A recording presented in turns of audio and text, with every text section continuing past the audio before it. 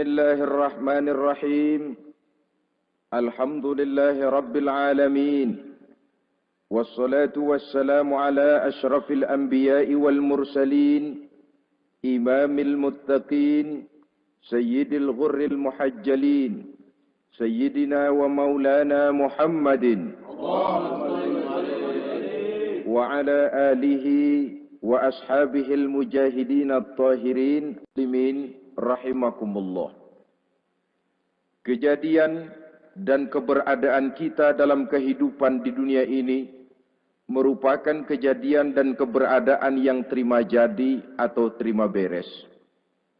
Artinya, tidak seorang pun di antara kita yang dahulunya pernah mesen untuk punya potongan seperti yang sekarang ini, punya warna kulit seperti yang sekarang ini, punya bahasa seperti yang sekarang ini. Seluruhnya kita terima jadi. Oleh karena kita terima jadi, maka Allah tidak menilai manusia dari rupa dan potongannya, tidak juga dari harta bendanya. Bersabda Nabi kita, "Innallaha la yanzuru ila suwarikum wa amwalikum, walakin yanzuru ila qulubikum wa a'malikum." Sesungguhnya Allah Subhanahu wa ta'ala tidak melihat potonganmu, tidak melihat harta bendamu, tetapi yang dilihat dan dinilai oleh Allah Subhanahu wa ta'ala tidak lain adalah hati dan amal perbuatanmu. Kenapa rupa paras yang cantik tidak dijadikan penilaian utama oleh agama? Pertama, karena yang namanya cantik adalah relatif. Tergantung siapa yang memandang. Yang menurut saya cantik, menurut saudara belum tentu cantik. Dan yang menurut saudara cantik, menurut saya mungkin jelek, enggak ketulungan. Oleh karenanya, di kalangan para ahli cinta ada perbedaan pendapat. Sebenarnya cantik yang bikin orang jatuh cinta, atau cinta yang menyebabkan orang jadi cantik. Dua-duanya bisa saja terjadi. Mungkin karena cantik orang lalu jatuh cinta, mungkin sudah kadong cinta biar gempor cantik juga. Tapi yang jelas cantik adalah relatif. Yang kedua, cantik itu temporer, berubah oleh pergeseran masa dan pertukaran waktu. Tidak ada orang makin ke ujung makin cantik. Sekarang dia sedang sweet 17-an, umur 17-an, of course cantik bukan alang kepala. Seluruh yang ada dalam dirinya menjadi syair di kalangan para remaja. Rambutnya katanya ikal berderai, pipinya bakpao dilayang, lalu janggutnya katanya macam lebah bergantung, alisnya macam semut beriring. Kalau dia senyum orang pada lemes. Itu sekarang 2, 3, 10, 40 tahun yang akan datang, kalau dia senyum mungkin orang lari semua. Cantik itu temporer. Dan yang ketiga, di atas langit masih ada langit lagi. Di atas yang kita anggap cantik, rupanya masih ada yang lebih cantik lagi. Oleh karena itu, penilaian inti dari agama bukan soal potongan, bukan soal harta benda, tapi hati dan amal perbuatan. Alangkah lebih idealnya lagi, kalau hati yang baik dan perbuatan yang baik berada pada rupa yang elok juga. Inilah yang dinamakan kecantikan zahir dan batin. Dan ini yang dimiliki oleh Nabi Allah Yusuf alaihi salam yang akan kita bicarakan pada pertemuan kita kali ini. Pantas kalau pada saat kita berdiri di muka cermin, disunahkan kita membaca doa seperti yang diajarkan Nabi. Allahumma kama hassanta khalqi fahassin khuluqi. Ya Allah, sebagaimana telah engkau baguskan rupaku, baguskan juga kiranya akhlak dan budi pekertiku. Supaya kecantikan zahir diiringi dengan kecantikan batin. So apa gunanya zahir yang cantik kalau batinnya berbahaya? Itu yang orang bilang, apa guna katanya berkain batik kalau tidak dengan kebaya? Apa guna berparas cantik kalau melulu bawa bahaya? Saudara-saudara yang saya hormati, Nabi Yusuf alaihi salam diberikan oleh Allah ketampanan zahir dan batin. Artinya, zahirnya beliau memang tampan, batinnya pun memang beliau adalah baik. Dan inilah kebaikan yang berlipat ganda. Kadang-kadang ada orang yang tampangnya sederhana saja, tapi batinnya baik. Itu lebih baik ketimbang yang zahir dan penampilannya baik, tapi batinnya rusak. Maka kebaikan yang dianugerahkan Allah dalam kehidupan ini sesungguhnya bukan untuk to show only. Bukan cuma untuk sekedar dipamerkan, jadi kebanggaan. Macam kontes ratu-ratuan yang manfaatnya hampir tidak ada. Kecantikan untuk disyukuri.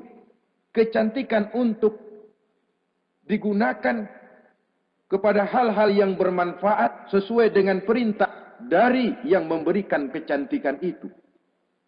Saudara-saudara yang saya hormati, Nabi Yusuf alaihi salam seorang nabi yang oleh Allah diberikan kecantikan zahir dan juga kecantikan batin. Beliau adalah putra dari Nabi Yakub, dari Nabi Ishak, dan dari Nabi Ibrahim alaihi salam. Artinya, ayah beliau bernama Nabi Yakub, kakeknya adalah Nabi Ishak, dan datuknya adalah Nabi Ibrahim alaihi salam. Ia bersaudara sebanyak 11 orang. Dari orang saudaranya ini hanya satu yang seibu sebapak, yaitu Benyamin. Sedangkan yang lain adalah saudara dari lain ibu. Nah, sejak kecil Nabi Yusuf ini sudah memperlihatkan tanda-tanda bahwa di kelak kemudian hari dia akan tumbuh menjadi seorang besar. Sebab itu wajar kalau ayahnya memberikan perlakuan yang agak istimewa kepada Nabi Yusuf. Dan ini tentu memancing sifat iri dari saudara-saudaranya yang lain. Apalagi pada satu malam Nabi Yusuf di kala remaja itu pernah mimpi. Mimpi ini beliau ceritakan kepada ayahnya. Kata beliau, "Ya abati, inni ra'aitu ahada asyara kawkaba wasyamsa wal qamara ra'aituhum li sajidin." Jadi satu hari Nabi Yusuf cerita kepada ayahnya, "Ayah, saya mimpi." Mimpi apa Yusuf? "Saya melihat dalam tidur saya ada 11 bintang, lalu matahari dan bulan. Saya lihat seluruhnya sujud kepada saya." Ayahnya mendengar mimpi ini, mengerti takwil. Lalu pesan kepada Nabi Yusuf, "Yusuf, mimpi ini jangan kau ceritakan kepada saudara-saudaramu. Mereka sudah punya pandangan yang tidak baik kepada dirimu. Kalau ini kau ceritakan, mungkin akan membahayakan bagi dirimu." Sebab rupanya, saudara-saudaranya yang lain ini iri hati kepada Nabi Yusuf. Yang memiliki keistimewaan dan mendapat perhatian istimewa juga dari orang tuanya. Saudara, kita tahu ini sesuatu yang wajar dalam kehidupan. Pepatah bilang, "Likulli zi ni'matin mahsudun." Tiap kali kita mendapat suatu nikmat, bakal ada orang yang hasud. Iri hati, dengki. Itu watak kehidupan. Kalau kita jatuh miskin, orang tepuk tangan. Kalau kita jadi kaya, orang tanya berdukun kemana. Wajar saja. Likulli zi ni'matin mahsudun. Tiap kali kita mendapat suatu nikmat, tentu ada yang hasud, ada yang iri, ada yang tidak senang. Begitu juga halnya dengan saudara-saudara Nabi Yusuf alaihi salam. Dan watak iri hati ini tidak cuma tinggal iri hati. Mereka buktikan lewat tindakan konkret. Suatu hari mereka musyawarah, saudara-saudara yang iri ini. Saudara-saudara, bapak kita enggak adil. Masa Yusuf mendapat perlakuan istimewa? Wa nahnu usbah, sedangkan kita ini golongan yang lebih besar. Dari 12 orang anaknya, masa cuma satu Yusuf yang mendapat perlakuan lebih istimewa? Kita ini yang 11 dianggap angin apa? Enggak adil abah kita ini. Iya, tapi caranya bagaimana? Apa kita omelin bapak? Jangan. Habis Yusuf singkirin. Kalau Yusuf enggak ada, kan anaknya tinggal kita. Praktis, perhatiannya seluruhnya akan tercurah kepada kita. Nah, saya ingatkan bahwa hasud sering mendorong orang untuk melakukan segala macam cara. Artinya, orang itu kalau sudah dibakar sifat dengki, iri hati, Dia rela melakukan apa saja. Pertama, agar nikmat yang ada pada diri orang lain hilang. Yang kedua, supaya nikmat itu pindah kepada dirinya. Andai kata tidak pindah kepada dirinya, ya hilang sajalah. Jangan orang lain yang dapat nikmat. Ini watak hasud. Ingin nikmat orang lain pindah kepada dirinya, atau hilang walaupun tidak pindah kepada dirinya, tapi yang bersangkutan tidak lagi mendapat nikmat. Untuk itu segala macam cara akan dilaksanakan. Ini dicontohkan dari usaha yang dilaksanakan oleh saudara-saudara Nabi Yusuf alaihissalam. Oke, setuju. Kita singkirkan Yusuf. Tapi caranya bagaimana? Gampang. Bunuh saja. Kalau bunuh sih, rasa-rasanya tidak sampai hati. Membunuh Yusuf. Lalu bagaimana? Kita kucilkan saja dia. Kita asingkan dari sini, kita buang jauh-jauh. Supaya dia tidak ada lagi kelihatan dalam pandangan Abah. Kalau dia sudah tidak ada dalam pandangan Abah, yang dilihat cuma kita dan seluruh kasih sayangnya akan tercurah kepada kita semua. Nah, setujulah kalau itu. Caranya nanti kita atur belakangan. Jadi satu hari permisilah saudara-saudaranya ini kepada Nabi Yakub. Abah, kami permisi mau pergi main-main dan Yusuf akan kami ajak. Kata Nabi Yakub, saya khawatir. Nabi Yakub sudah melihat gelagat yang tidak baik. Sudah ada semacam firasat. Saya khawatir kalau Yusuf kau bawa, nanti dia akan kena celaka. Atau dimakan oleh serigala, sedangkan kamu nanti akan lalai. Kata anak-anak yang lain, percaya dah Pak, saya akan jaga. Saya kan saudaranya, masa tega membiarkan Yusuf celaka atau dimakan serigala. Pokoknya aman, sip dah.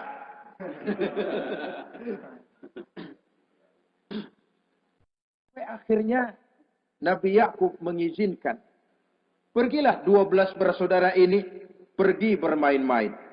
Mula-mula berkejar-kejaran, Yusuf ikut main kejar-kejaran. Lantas buka baju, Yusuf ikut buka baju. Sampai ketika tiba di tepian sebuah sumur tua, rencana yang sudah disepakati itu dilaksanakan. Nabi Yusuf diangkat beramai-ramai, digotong, lalu dimasukkan, diceburkan ke dalam sumur mati itu. Kemudian baju Nabi Yusuf itu mereka basahi dengan darah kambing. Setelah itu mereka pun pulang menemui Nabi Yakub alaihissalam dengan rasa sedih yang dibikin-bikin. Ini penyakit hasud. Jadi kalau orang hasud kepada kita, begitu kita mendapat kesulitan, dia datang dengan air mata buaya. Belaga sedih, belaga ikut berduka cita, padahal sih hatinya sorak. Padahal batinnya girang bukan main. Pak, saya ikut berduka cita, Pak, saya ikut sedih. Padahal hatinya biar mampus loh. Ini yang dilakukan oleh saudara-saudara Nabi Yusuf. Mereka datang dengan air mata berurai, nangis, Abah. Ketika kami sedang main-main, Abah, kami lupa, kami tinggalkan Yusuf sendirian. Ketika kami balik, kami cuma mendapati bajunya sudah berlumur darah. Barangkali saudara kami Yusuf dimakan oleh serigala. Nabi Yakub tercenung. Ternyata firasatnya adalah benar. Baju Nabi Yusuf itu yang berlumur darah kambing, buatan saudara-saudaranya yang hasud tadi, diciumi dan dipeluk oleh Nabi Yakub. Kepedihan seorang ayah yang ditinggalkan oleh anak tercintanya. Saudara, adapun Nabi Yusuf alaihissalam tercebur di sumur mati itu. Sampai pada satu hari ada khalifah, ada kafilah niaga dari negeri Madian hendak menuju ke negeri Mesir, lewat di tempat itu. Ketika salah seorang mereka bernama Malik bin Dho'ar hendak mengambil air, timba diturunkan ke dalam sumur. Begitu diangkat, ini air kok berat amat. Makin diangkat, makin berat. Sampai di atas bukan air, orang isinya. Ada orang di ember. Dia lihat rupanya sangat tampan, elok, cantik. Ini barangkali anak bangsawan ini. Parasnya begini cantik, begini tampan. Ini kalau dijual di Mesir nanti tentu harganya mahal nih. Order nih. Objek. Maka dibawalah Yusuf ini ke negeri Mesir. Setibanya di sana, diperjualbelikan sebagai budak belian. Nah, nasib baik, rupanya Yusuf ini ketika terjadi pelelangan, dibeli oleh seorang pembesar istana, seorang menteri yang bernama Kitfir. Kitfir melihat, ini cantik anak remaja ini. Tampangnya elok, parasnya indah, kelihatannya budi pekertinya pun halus. Kita ambil saja ini, kata Kitfir kepada istrinya Zulaikha. Kita angkat dia jadi anak, siapa tahu nanti dia memberikan manfaat yang besar bagi kita. Baiklah, baiklah. Dan sejak saat itu, Yusuf dipelihara di rumah Kitfir dalam istana yang tinggal bersama istrinya Zulaikha. Menurut satu riwayat, 10 tahun lamanya Nabi Yusuf tinggal di tempat Kitfir. Dan selama 10 tahun itu tentu terjadi perkembangan, baik jasmaninya maupun rohaninya. Dari anak-anak, ia berubah menjadi remaja, lalu meningkat ke arah dewasa. Makin matang kedewasaannya, makin tampan dan elok parasnya. Makin cantik budi pekertinya, ditempa oleh watak kenabian yang disiapkan oleh Allah Subhanahu wa Ta'ala. Sehingga tidak heran, ketampanan Nabi Yusuf ini lalu jadi buah bibir di kalangan istana. Tidak cuma anak perempuan bangsawan, tidak cuma istri para penguasa, sampai kepada kelompok orang awam selalu berandai-andai. Kalau saja, andai kata umpama saya bisa berdampingan dengan Yusuf, kalau saja. Kata-kata kalau saja ini keluar dari perempuan-perempuan yang melihat Yusuf alaihissalam. Dan yang unik, kecantikan Nabi Yusuf itu, kalau dia berdampingan dengan orang yang jelek, si jelek ini ikut sedikit cantik.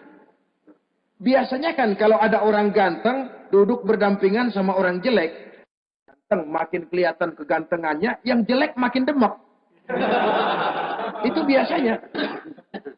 Tapi kecantikan Nabi Yusuf ini tidak mengangkat orang lain. Nah, rupanya yang tertarik kepada ketampanan Nabi Yusuf ini tidak cuma perempuan-perempuan lain, juga termasuk Siti Zulaikha, istri daripada Kitfir, yang merupakan ibu angkatnya. Kalau pada mulanya Zulaikha merawat Nabi Yusuf sejak kecil dengan harapan nanti akan membawa manfaat. Setelah dilihatnya makin lama makin tampan, makin lama makin cantik, makin lama makin rupawan. Berubah rupanya rasa kasih sayang seorang ibu menjadi kasih sayang seorang perempuan kepada laki-laki. Dia merindukan saat-saat di mana dia bisa mencurahkan rasa hatinya itu kepada Nabi Yusuf alaihi salam. Hampir-hampir nyaris Zulaikha ini, kalau istilah anak muda barangkali, siang jadi kenangan, malam jadi impian. Kemanapun dia pergi, bayangan Yusuf juga yang selalu menggodanya. Selalu ditunggunya saat-saat yang mungkin untuk dia bisa menyampaikan hasrat hatinya kepada Nabi Yusuf alaihi salam. Dan saat itu pun datang. Satu hari Kitfir harus menghadiri persidangan negara. Rumah besarnya lenggang, para pembantu kebetulan tidak seorang pun ada di dalam. Inilah saat yang ditunggu-tunggu oleh Zulaikha. Keluarlah ia dari kamarnya dengan pakaian yang tipis sewarna dengan warna kulitnya, sehingga pakaian dalamnya nyaris tembus. Dengan langkah yang diatur sedemikian rupa, memancing rangsangan, ia datang menghampiri Yusuf alaihi salam. Lalu dengan suara lemas memelas, ia pun memanggil Yusuf. Ada apa tuanku? Sini yang. Kalau bahasa kita. Melihat mendengar suaranya yang lain dari hari-hari biasa. Apalagi melihat pakaian Zulaikha yang begitu tipis. Jantung Nabi Yusuf berdetak sangat cepat. Darah mengalir dengan cepat. Maklum, beliau juga manusia laki-laki normal terlepas dari kenabiannya. Jantungnya dak-dik-duk. Kemari Yusuf, sini. Ada apa tuanku? Sudah lama Yusuf. Lama apa tuanku? Saya memendam rindu kepadamu Yusuf. Siang malam engkau juga yang jadi tumpuan harapan saya. Kemanapun saya pergi seakan wajahmu juga yang saya lihat Yusuf. Tidur saya jadi tak nyenyak. Makan saya tak pernah membawa kekenyangan Yusuf. Tidur yang biasanya mendatangkan semangat seolah semuanya pergi meninggalkan saya Yusuf. Hembusan sepoi pagi mengusap bunga merekah dalam taman yang biasanya membawa keindahan. Semuanya telah berganti dengan keindahan wajahmu Yusuf. Sinilah sebentar penuhi hasrat hati saya. Saya segan tuanku. Segan kenapa Yusuf? Saya tidak mau mengkhianati Tuhan saya yang telah berbuat baik kepada saya. Apakah saya juga tidak pernah berbuat baik kepadamu? Benar, Tuhan juga berbuat baik kepada saya. Tapi pantang saya mengkhianati majikan saya. Yusuf, sekarang kesempatan yang baik. Kitfir, suami saya, sedang menghadiri persidangan penting di negara, di istana. Dan rasanya akan lama dia baru kembali. Sementara para pembantu kita tidak ada di sini. Saya malu tuanku, saya segan. Malu kepada siapa? Tidak ada yang tahu, tidak ada yang lihat. Allah. Saya takut, saya malu kepada Allah tuanku. Padahal kalau menurut ukuran hati, Quran menjelaskan walaqad hammat bihi wa hamma biha. Sebenarnya Zulaikha cinta kepada Yusuf, Yusuf pun senang kepada Zulaikha. Iblis sibuk bukan main memasang jerat, pasang besi berani biar pada nyetrum.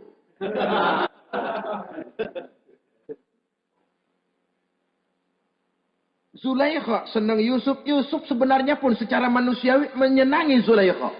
Walaula an ra'a burhana rabbih. Tapi Yusuf ketika itu melihat larangan Allah, peringatan Allah. Seolah-olah dia lihat Allah mengatakan, Yusuf, ini letter S. Dilarang parkir di sini.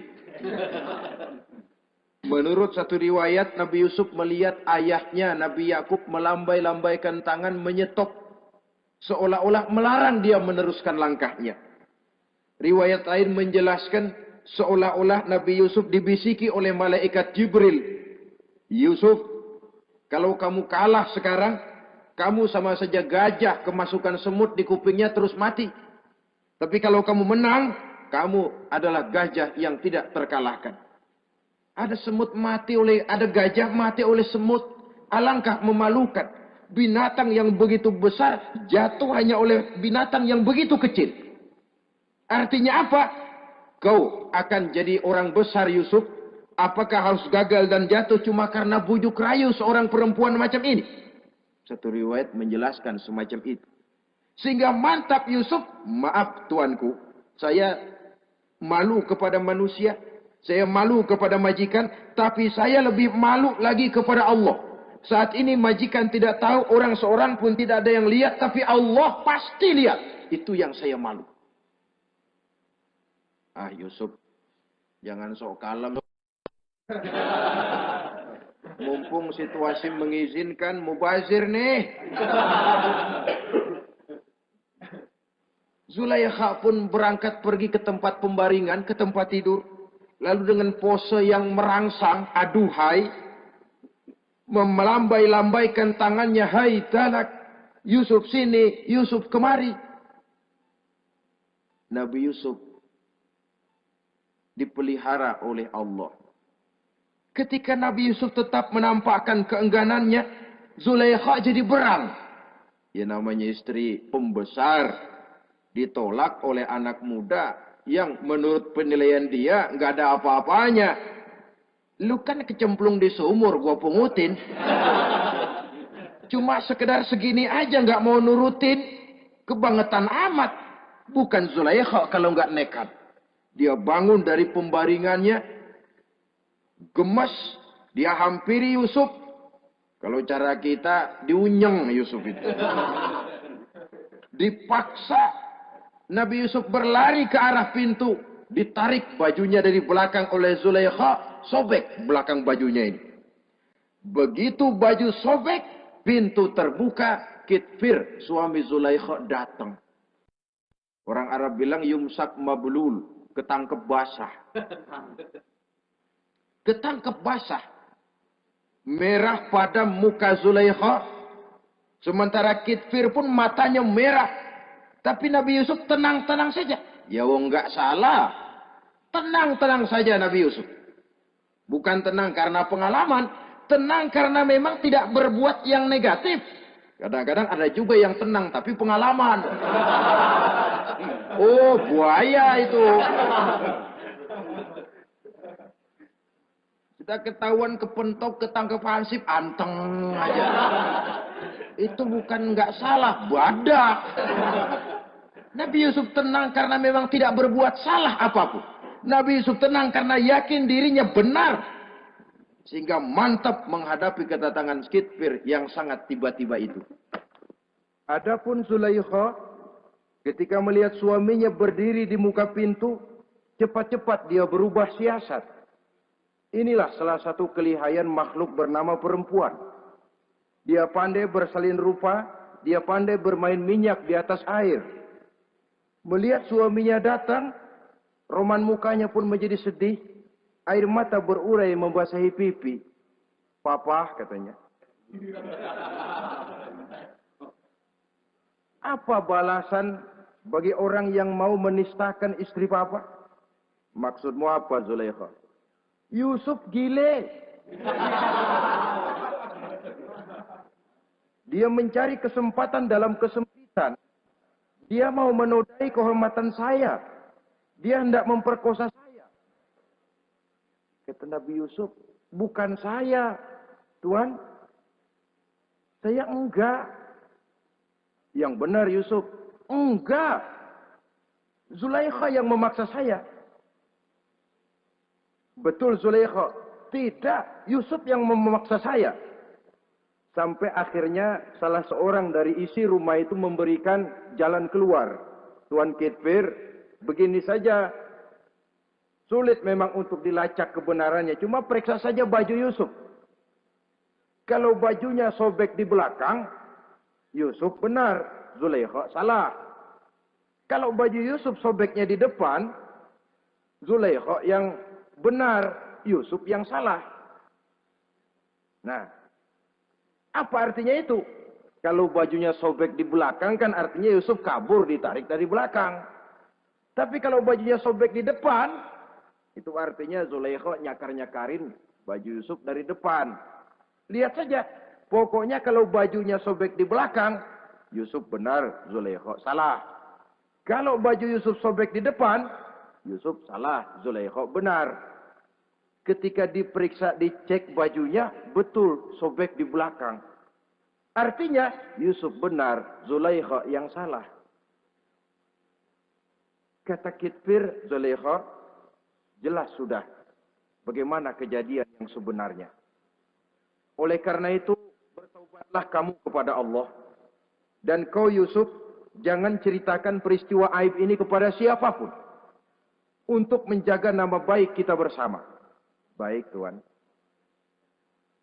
Saudara-saudara kaum muslimin yang saya hormati.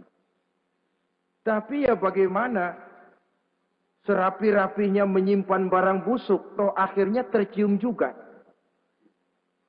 Gosip ini akhirnya tersiar di mana-mana, terutama di kalangan para pembesar. Sehingga kalau kumpul para istri pejabat, Zulaikha jadi bahan gunjingan. Kan main bini menteri demen sama budaknya. Enggak salah apa tuh? Jadi bahan ejekan. Ya sebab tentu ukuran mereka yang belum pernah ngelihat Yusuf. Kalau duren ketemu duren dong. Masa duren ketemu ketimun ya bonyok.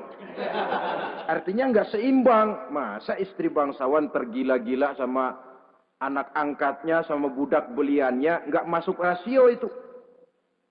Zulaikha dengar berita macam itu. Sampai dalam hatinya, pantas saja kamu ngenyek saya, kamu meremehkan saya, karena kamu belum pernah lihat potongan Yusuf bagaimana. Akhirnya, dalam hati Siti Zulaikha ini timbul semacam dendam. Suatu saat, gua kerjain lo. Caranya gimana?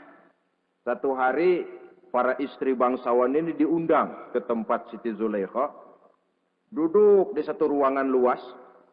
Setelah duduk dihidangkan makanan. Makanannya aneh. Cuma buah sama pisau. Ketika buah dan pisau sudah siap. Satu orang satu, satu orang satu, satu orang satu. Ketika mereka sedang mengupas itu. Zulaikha berkata kepada Nabi Yusuf. Yusuf, kau jalan. Dari sini ke sana. Melintas.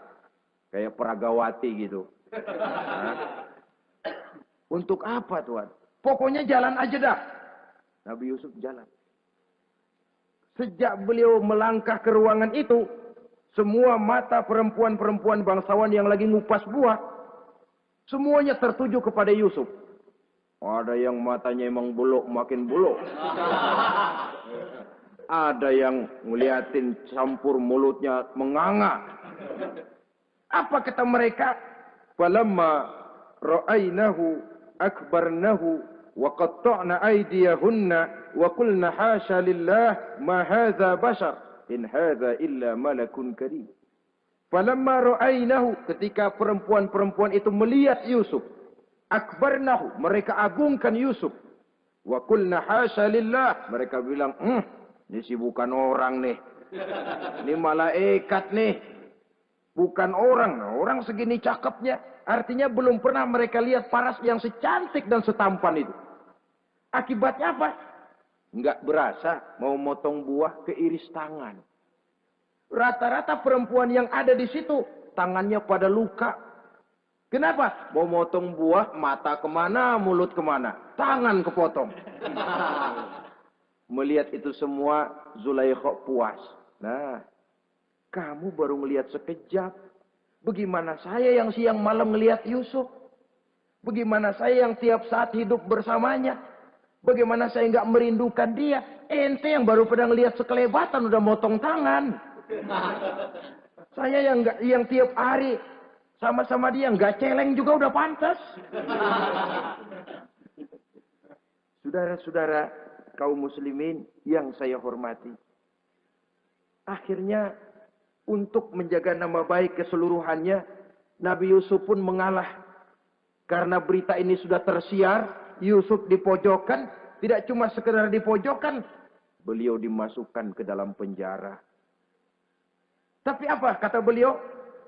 Rabbis sijnu ahabbu ilayya mimma yad'unani ilai. Ya Allah, kalau memang karena resiko penolakan saya terhadap ajakan Zulaikha menyebabkan saya harus masuk penjara, penjara lebih saya sukai, penjara lebih saya cintai ketimbang ikut kemauan Zulaikha. Saudara-saudara, kadang-kadang kita berpikir, kalau kesempatan itu datang kepada kita, mampukah kita menjatuhkan pilihan seperti pilihan Nabi Yusuf ini? Lebih baik penjara ketimbang mengikuti bujuk rayu perempuan untuk melakukan perbuatan yang menyeleweng ini. Ini yang dipilih oleh Nabi Yusuf. Tegar. Kalau memang sebagai resikonya saya harus masuk penjara, penjara lebih saya cintai, penjara lebih saya suka daripada mengikuti bujukan Zulaikha. Teguh karena suatu prinsip. Bukankah dalam perjuangan menegakkan akidah, kadang kita mendapat piala, tapi tak jarang kita berhadapan dengan penjara. Kadang kita disanjung, kadang kita dicaci. Itu romantika perjalanan dari yang namanya perjuangan. Tapi pilihan harus ada. Ketimbang ikut bujuk rayu perempuan yang mengajak melakukan perbuatan serong, penjara lebih saya cintai. Sudah pada saat hendak diajak tidak ada yang melihat, beliau menolak. Akibat penolakannya pun masuk penjara, tapi penjara lebih menyenangkan hatinya. Ketimbang hidup merdeka, tapi jiwa terpenjara. Inilah Nabi Yusuf barangkali. Biar badan masuk penjara, asal jiwa merdeka. Kita sekarang sebaliknya. Jiwa terpenjara tidak jadi soal, asal badan merdeka. Maka jiwa kita sering dijajah. Entah dijajah harta, entah dijajah pangkat dan jabatan, entah dijajah iblis, jiwa kita yang terpenjara, sementara badan kita merdeka. Nabi Yusuf tidak. Biarlah badan di penjara, asal jiwa merdeka untuk menegakkan sesuatu yang hak. Saudara-saudara yang saya hormati.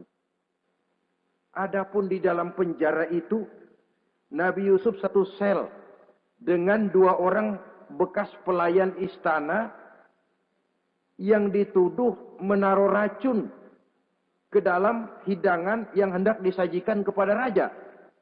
Yang satu tukang ngatur minuman, yang satu tukang ngatur makanan untuk raja.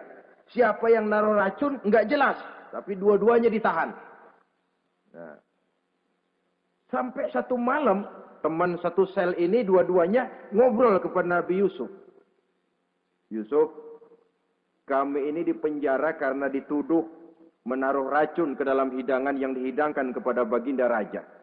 Siapa yang salah, kami sendiri tidak tahu. Saya enggak ngerasa naruh racun, kata yang tukang ngatur minum. Saya juga enggak, kata yang tukang ngatur makan. Sampai satu malam, mimpi. Mimpi itu diceritakan kepada Nabi Yusuf. Kata yang tukang ngatur minuman, Yusuf, saya mimpi.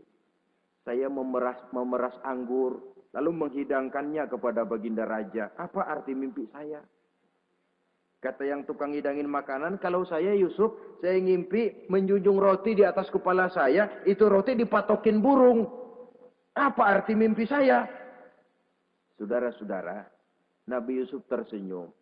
Adapun kamu yang mimpi memerah anggur, kamu akan keluar dari penjara bebas dan akan kerja lagi di istana. Adapun kamu yang mimpi menjunjung roti dipatokin burung, kamu akan dihukum mati, disalib dan kepalamu akan dipatokin oleh burung. Ini tukang roti ngotot, bisa aja lu ah. Ya lempengan apes ramalannya. Ya bukan soal bisa nggak bisa, lihat aja kenyataannya. Cuma kepada kamu yang tukang ngatur minuman, saya pesan kalau nanti kamu bebas kembali di istana raja, tolong ceritakan ihwal saya kepada baginda raja ini. Saya mendekam di penjara ini tanpa berbuat salah apapun.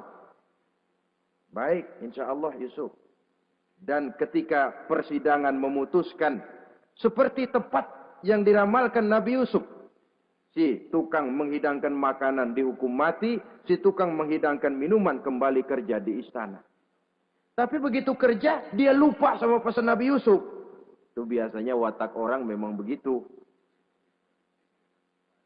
Kalau dalam keadaan kepepet, macam-macam janjinya.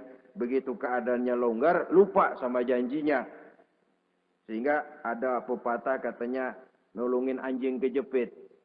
Waktu kejepit, kaing-kaing minta ditulungin. Begitu udah rapi ditulungin, yang nulungin bisa digigit. Saudara hadirin yang saya hormati, sampai bertahun-tahun Nabi Yusuf mendekam dalam penjara. Tapi itulah yang menambah kedewasaannya. Maka orang beriman ya, yang mantap nilai imannya, tempat tidak jadi soal.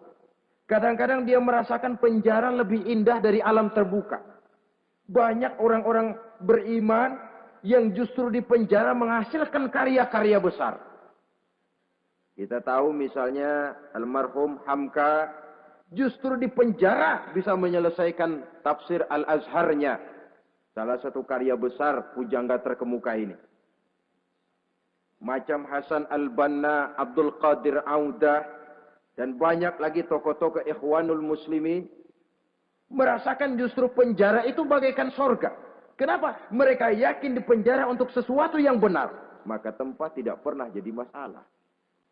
Kalau jiwa merdeka, puluhan tahun mendekam di penjara, tidak akan merupakan satu rasa yang lama. Kenapa? Jiwa tidak bisa dibatasi oleh ruangan 2x3 meter.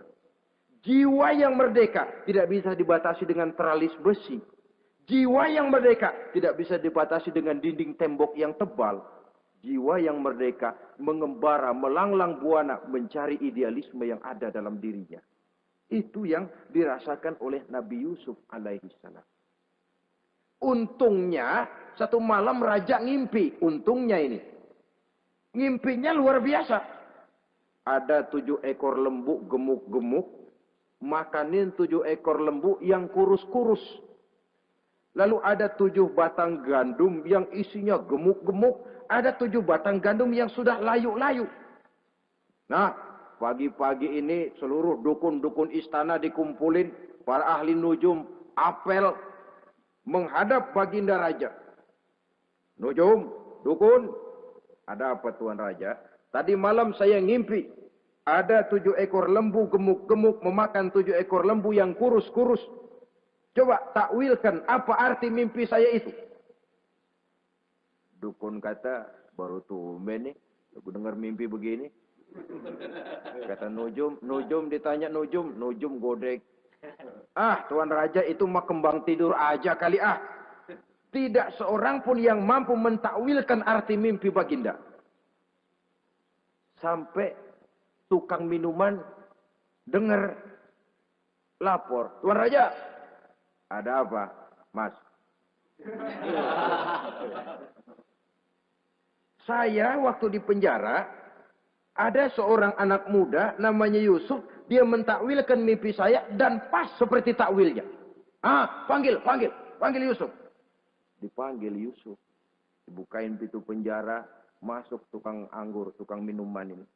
Yusuf, ente, iya. Kemana aja? Itu dia Yusuf, kelupaan. Ya kalau kelupaan sehari 2 hari barangkali bisa ditolerir. Kelupaan bisa tahunan. Cuma begitu dengar ada mimpi, pikir tukang minuman. Ah, kali aja ini Yusuf bisa takwilkan, kan jasa saya nemuin Raja sama Yusuf kan. Komisi lumayan. Begini Yusuf, baginda Raja mimpi begini-begini. Barangkali kau bisa takwilkan, kau dipanggil menghadap Tuan Raja. Berangkatlah Yusuf menghadap Tuan Raja. Sesampainya di sana, mohon maaf Tuan Raja. Menurut takwil saya, arti mimpi Tuan Raja itu akan datang satu masa di mana 7 tahun lamanya negara ini subur, makmur, aman, tentram, gemah, repah, loh jenawi, toto tentrem, kertora harjo. Tapi akan datang setelah itu 7 tahun lamanya di mana musim kemarau membahana, tanah menjadi kering, gagal, rakyat diancam kelaparan. Dan kita harus siap-siap untuk itu. Itu takwil mimpi Tuhan. Caranya bagaimana Yusuf mengatasi krisis kelaparan ini? Ya kita bikinlah gudang-gudang untuk menyimpan makanan. Kalau lagi panen jangan mumpung. Ingat pada suatu saat kita akan paceklik. Sehingga kata orang-orang tua dulu, kalau lagi sehat, ingat dong bakalan sakit. Kalau lagi kaya, ingat dong bakalan miskin. Semuanya itu milik daripada kehidupan. Tidak ada orang yang ketawa terus dalam hidup. Tidak ada orang yang nangis terus. Semuanya silih berganti, datang pergi, patah tumbuh, hilang berganti.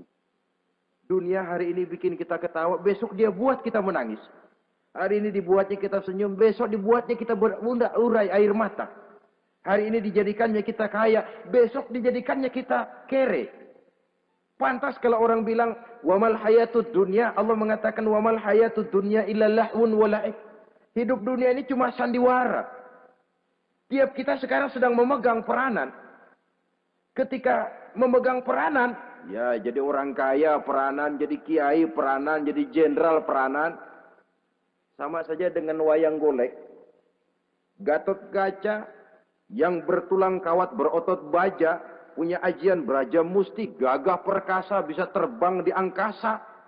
Hebat perkasa Gatot Kaca. Kapan? Waktu dipegang dalang. Betul apa benar? Gagahnya Gatot Kaca, sakti mandragunanya sang Gatot Kaca. Kapan itu? Waktu dipegang dalang. Begitu peranannya selesai, sama dalang dimasukin ke kotak, diem aja Gatot Kaca. Terbang kek? Enggak, diem aja. Begitulah kehidupan ini.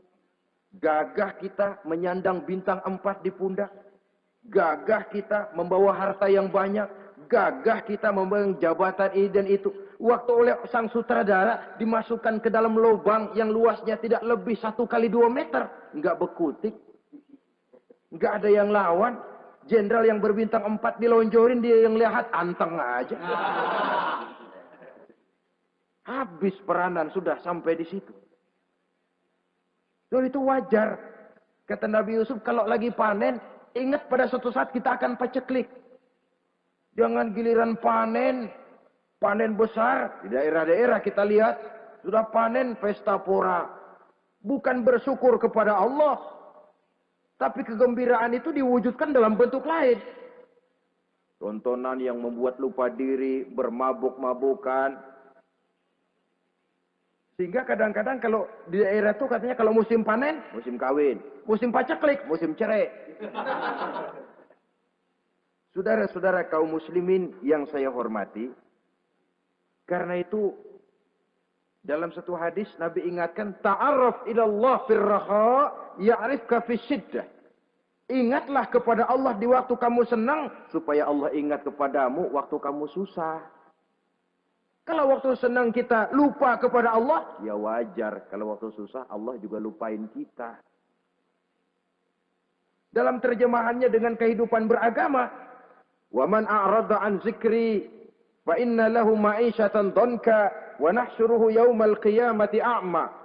Siapa yang berpaling daripada peringatanku, kata Allah, aku akan berikan dia penghidupan dan kehidupan yang sempit. Sempit itu apa lalu tidak punya duit? Punya duit. Apa tidak punya harta? Banyak harta. Tapi banyaknya harta, tumpukan duit tidak membuat hatinya makin luas. Tidak membuat hidupnya makin lapang. Sempit, sempit, dan sempit. Itu azab. Yang paling celaka. Wa nahsyuruhu yaumal qiyamati a'ma. Di akhirat kami kumpulkan dia bersama orang-orang buta. Allahu Akbar.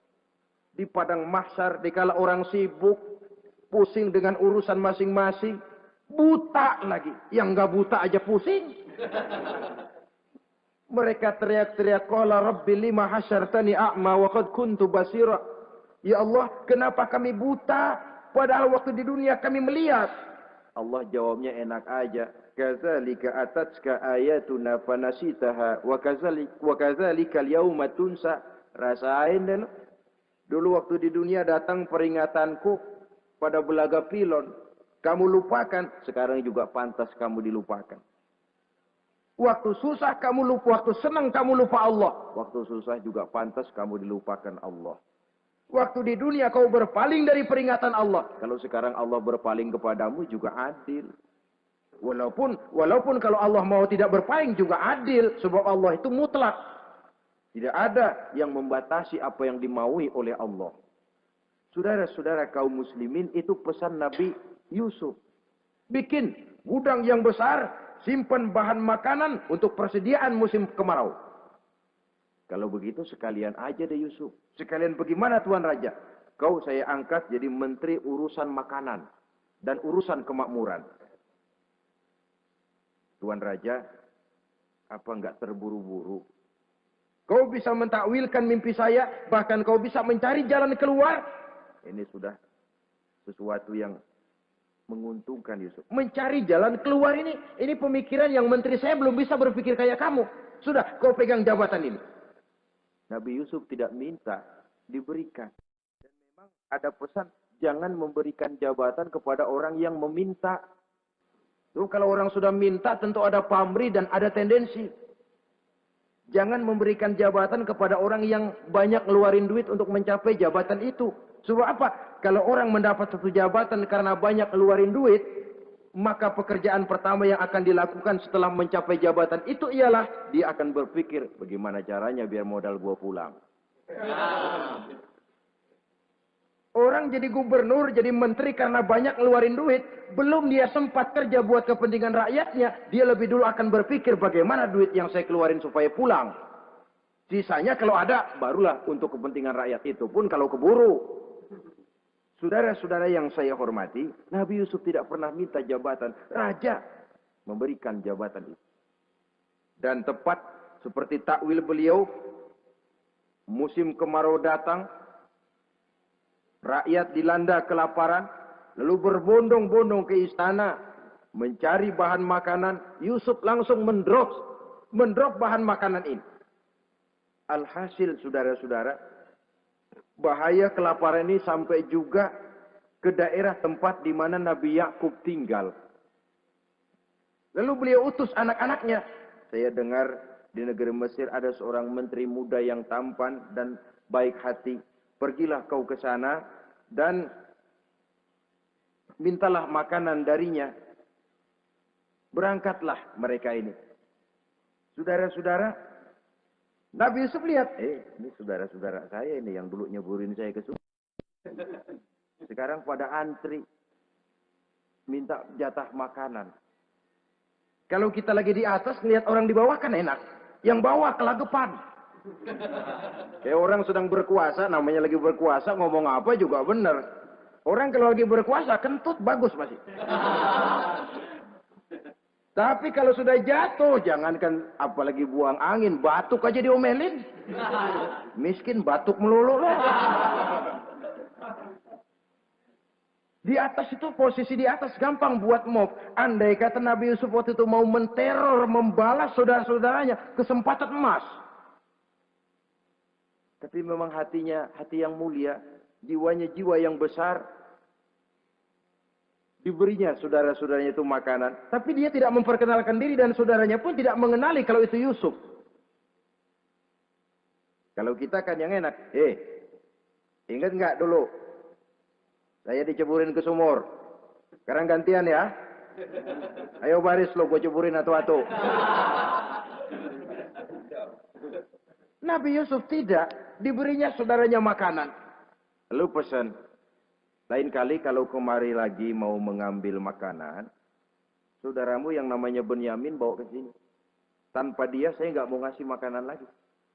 Ya sudah, pulang saudara-saudaranya ini lapor kepada Nabi Yakub. Abah, itu menteri pesan kalau kamu mau ngambil makanan lagi Benyamin harus dibawa. Kalau nggak dibawa kami nggak akan dikasih makanan. Nabi Yakub curiga lagi.